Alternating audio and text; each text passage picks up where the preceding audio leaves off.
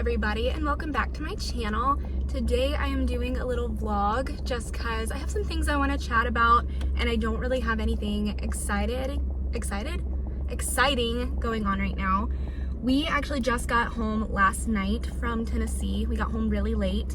My brother got married this past weekend, so we went to the wedding, saw some family, and then we drove back. But on the way back, we did stop at McKay's, and I got a little bit of footage from there. If you don't know, McKay's is a huge used bookstore.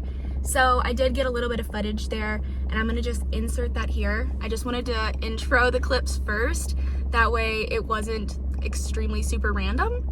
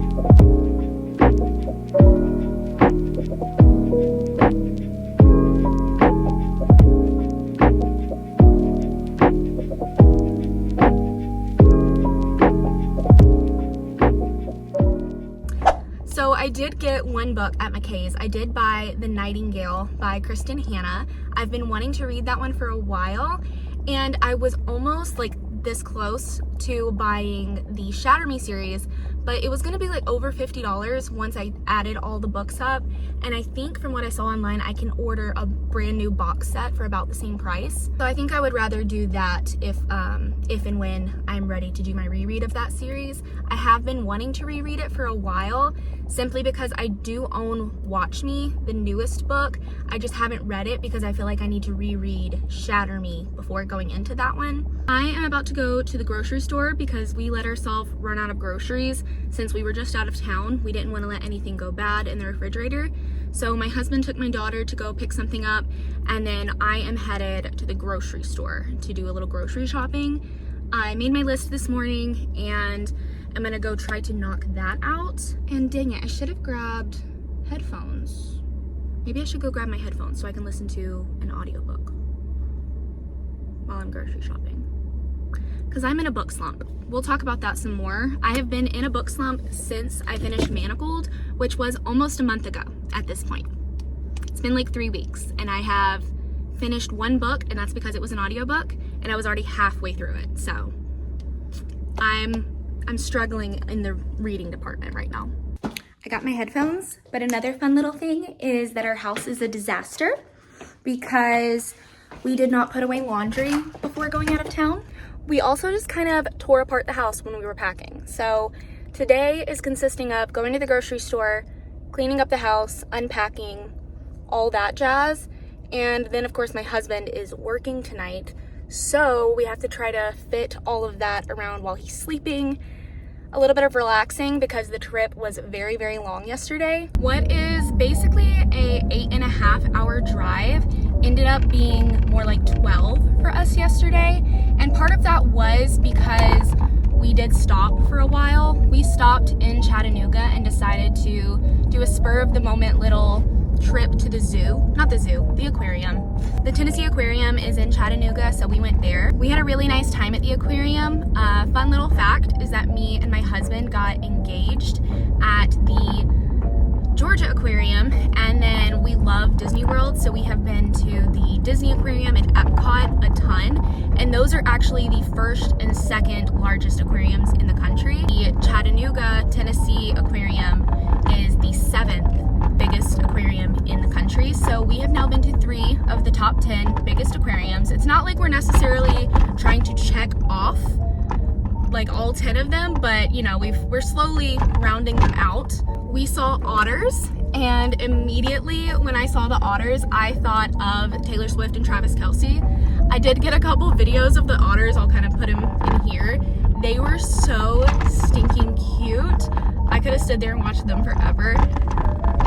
But we were trying to wrangle my 3-year-old, so trying to keep her with us. She just wanted to run through the aquarium and look at everything as fast as she could.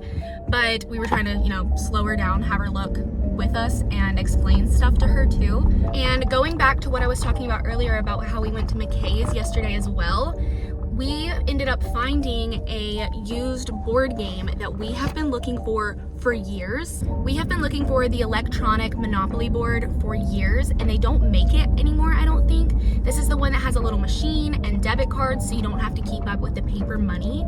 And we've been looking for it for forever, and finally found it at McKay's yesterday for like $14 or $15. So of course we grabbed that. My daughter got one new book. Of course it was a golden book because those are her favorite. And then like I said, I ended up getting The Nightingale because I'm wanting to read that before the movie comes out. I don't think it's gonna come out until next year, so I do think I have some time, but I've been wanting to try to get into Kristen Hanna basically since I started back on my reading journey, if you will. I used to read so much in high school, and then when I started doing college classes and working and stuff, I just wasn't reading as much, if at all. I think I maybe read like 1 or 2 books in years. And then after I had my daughter, there was this time frame where she was just sleeping a lot as a baby. So I didn't really know what to do with some of that time. And I full-fledged just jumped right back into reading. And I'm really glad that I did. It has spurred me into kind of an obsession. I mean, I'm just as obsessed now as I was in high school, if not more. And I've also just begun exploring new genres of books that I never did read when I was in high school, like fantasy. I read very little fantasy when I was in high school. Most of what I read that was kind of fantasy-esque was very dystopian or post-apocalyptic. I didn't read like Throne of Glass or anything like that. But the first fantasy, like a lot of other people's first fantasy that I got into, was Court of Thorns and Roses. And I did not know how popular it was at the time. I had just seen like a few people recommend it online, and then a few people that I knew in my personal life had already read it. So I decided to start there because it had such good reviews, and I was obsessed, as most people are, and I didn't even know that she had other series. So when I started looking into those, Throne of Glass is now my favorite Sarah J. Maas series, and I want to finish my reread of that soon. Earlier, I mentioned that I am in a book slump. Manacled really took it out of me, not because it was a hard read or that I was forcing myself to read it, but because I was so emotionally distraught after reading that book, and reading over 1,000 pages of that story really just kind of wiped me out for a while. So I finished reading One Dark Window on audiobook. I listened to it on audiobook. I also read a little bit of it on my Kindle, and really liked One Dark Window. So I immediately started reading Two Twisted Crowns once I finished Manacled, and I'm really liking it. Like I'm enjoying it, but I am just not wanting to sit down and read. I want to keep reading the story because I'm so invested in it, but I'm also just so exhausted from staring at such a large book. I did buy Alchemized when it came out, but I have not even tried to start it because I don't think I can commit to, again, such a large book and such a large story right now. I think I need to do the audiobook, maybe reread something, or go into some kind of fluffy seasonal read, potentially. My audiobook hours on Spotify are about to restart, so I think that I'm going to listen to the audiobook for If It Makes You Happy.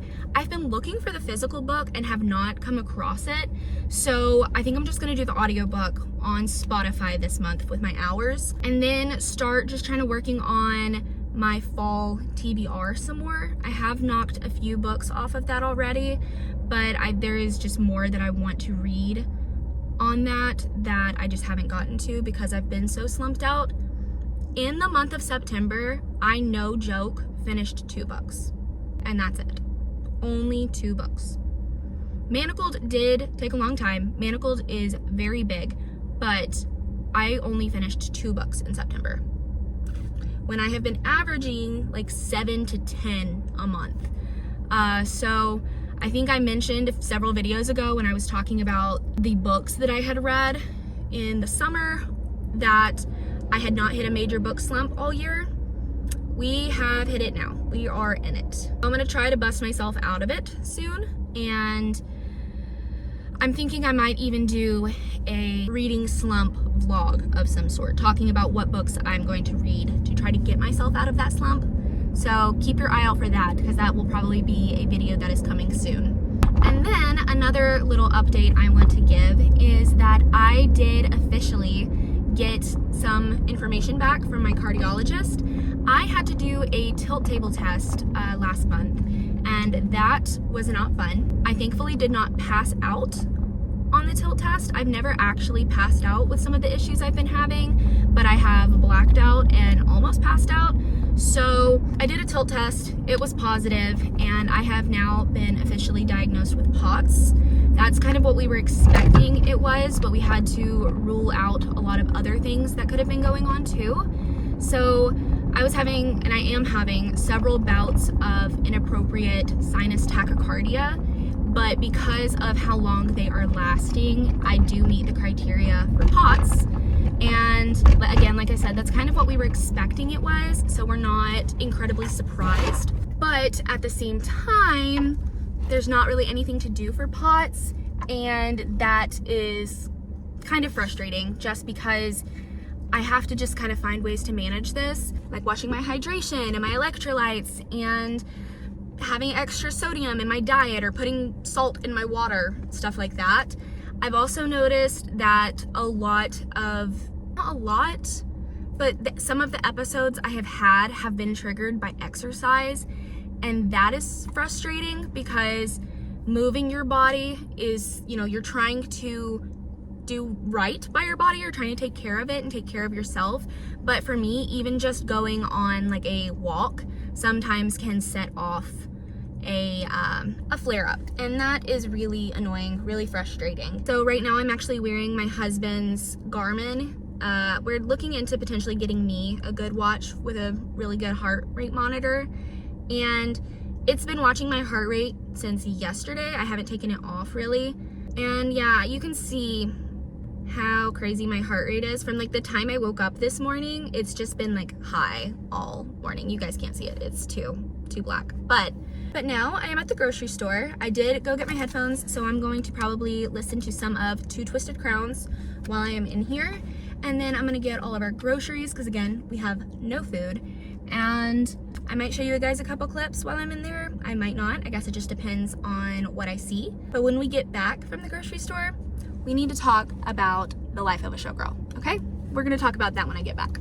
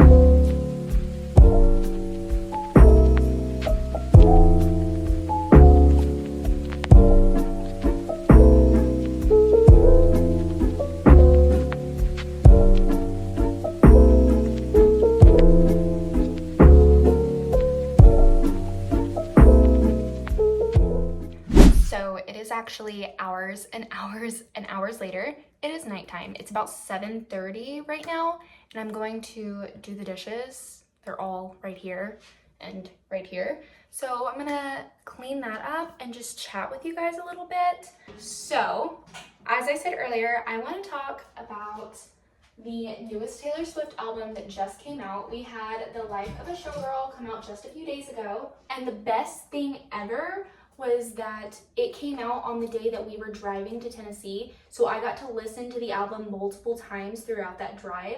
I couldn't have asked for a better time for that to come out for us. The only negative to that was that I didn't get to go to one of the premiere showings of the little movie thing she did with all of the background stuff and her talking about the songs. I didn't get to do that because I was with my family all weekend. So I'm not, of course, saying that I regret that, but I do kind of wish there would have been a way that I could have gone. I just had no time. Right away, I did not know what to think about the album. I'm somebody whose favorite albums are Folklore, Evermore, The Tortured Poets Department. I love Red, and just like that really poetic writing that she does on those albums. And I knew that this was going to be a more like glitter gel pen album compared to those. So I knew that it was going to be different. So I went into the album with that knowledge that this was going to be different. It was going to be similar to maybe more like 1989 or more like Lover in some instances. But I'll tell you what, there were a few songs that I was not expecting them to be the way that they were. Specifically, Wood. I was listening to the album, my first listen through with my husband, and when we started catching on to things in that song, we just kind of like both stopped and looked at each other. Yeah. And on that too, the first time that we listened to Ruin the Friendship, my husband did not catch what was going on, and when I noticed it, my jaw dropped and I was just like, oh my gosh, no, no. And I knew who it was about, I knew who the song was about, but when I was listening to it and I'm looking at my husband, he's like, what is it? What's it about? I kind of explained it to him, and I was like, if you like fully understood this, you'd probably be crying, because oh my gosh, my heart felt like it had been ripped out of my chest. After my first full listen through, I still wasn't 100% sure on my thoughts of the album, and I feel like this kind of happened to me with the Tortured Poets Department, where I needed to listen to it and then like listen to it and look at the lyrics, really catch like the beat of the songs, because I think at some points I was really trying to listen to the lyrics, but the beat maybe was taking over certain areas, and because I wasn't sure what she was saying at certain times, I just didn't know how to react or how to feel about those certain songs. But to that, I will also add that it only took me maybe 2, maybe 3 listen throughs for me to like really get into it. I think some of my favorites right now are, I'm really liking Opalite, and I'm also really liking The Fate of Ophelia. Like that one has really grown on me. At first I didn't know what to think, but that one is probably one of my favorites so far. And Actually Romantic, I that song ended the first listen through and I was like, okay, that was cool. That was good. I like that one. So those are some of my favorites. I think I also really like, I know a lot of people are not loving like The Eldest Daughter. I think a lot of other people were expecting maybe some songs that were more, you know, Tortured Poets Department-esque or Evermore Folklore-esque when it came to that one. So I know I've seen people say that, you know, they were kind of disappointed with what they got for that one, but I disagree. I think that writing about things and topics that you're experiencing, but also doing it in a like lighter, happier way is only something you can do when you're actually feeling like that. So this is how she was feeling during those times, and she was kind of accepting those thoughts she was having. It's not meant to be sad and emotional necessarily, but almost more accepting and gracious, or at least that's kind of how I was taking it. I don't know, maybe I am just full of it and I didn't understand, but that is kind of what I am gathering, and I really enjoyed that, you know, as an older daughter, an eldest daughter. Also, the music video for Fate of Ophelia, whoops. The music video for Fate of Ophelia was so good, like so incredibly good. That came out as we were driving home, so I watched that in the car coming home from Tennessee. And yeah, that was a great music video. There were lots of little nods and ties, and I love that her Eras Tour backup dancers were in the video. I actually haven't seen anyone mention that online. I'm sure other people have noticed, but at first, of course, I noticed Cam, and then I'm watching the videos, or the video, and I'm looking and I'm like, oh, this is all of them, they're all here. So I love that. I also saw in the background, I didn't notice this at first, but someone else pointed out that there is like a movie poster type thing, or like a theater poster for Female Rage the musical, and that got me very excited because we know she got the rights, she bought the rights to Female Rage the musical, so what is that? What is that going to be, or what is that? I need more information. Overall, I am very happy with the album. It is, again, different than what a lot of my favorite albums are, but that doesn't mean I'm disliking it or anything like that. I have my favorites from every single one of her albums, and there are a few here and there that maybe I just don't listen to as much, but she has never written a song that I absolutely hate. Even I remember when Shake It Off came out, I was like, oh, I love this. I love the meaning behind it. I love what she's trying to do with this song, how it's gonna be super catchy and even a little corny and cheesy, but that's the point. Who cares what people have to say about it? Shake It Off. And my 3-year-old, soon to be 4-year-old, loves that song right now. So I love that we get to sing that together. So happy for her. Like, she is in her happy era. She is engaged. She will be planning a wedding at some point. I don't think she's doing that yet because she's just kind of doing everything with this album and interviews and everything like that. I am just so happy for her because she is glowing. And that reminds me that Wish List, oh, that one is so good. The first time I finished Wish List, I was like, that was sweet. That was so sweet. And I feel like that is kind of one that a lot of us like married girls can still really apply to our lives or like relate to, because a lot of the time when it's a breakup song, you know, you're having to relate to something that you've gone through in the past, or you're making up a scenario, or you're just trying to like empathize with what it is that she has gone through. But with this, you know, it's very relatable for us happy married girls that all we want is you. And I just think it's so sweet. I love that one. I don't think that there are any of the songs that I dislike. And maybe it's because it is still so new, but it's right now a no skip album. Like, I'm listening to everything. And because it is a shorter album, it's so easy to just listen to all of it and then be like, oh, it's over. The Life of a Showgirl, I loved it. I love her and Sabrina together. I love the way that they sound in that song. I love the fact that the showgirl that they're kind of looking up to is named after her mom's dog. I love that.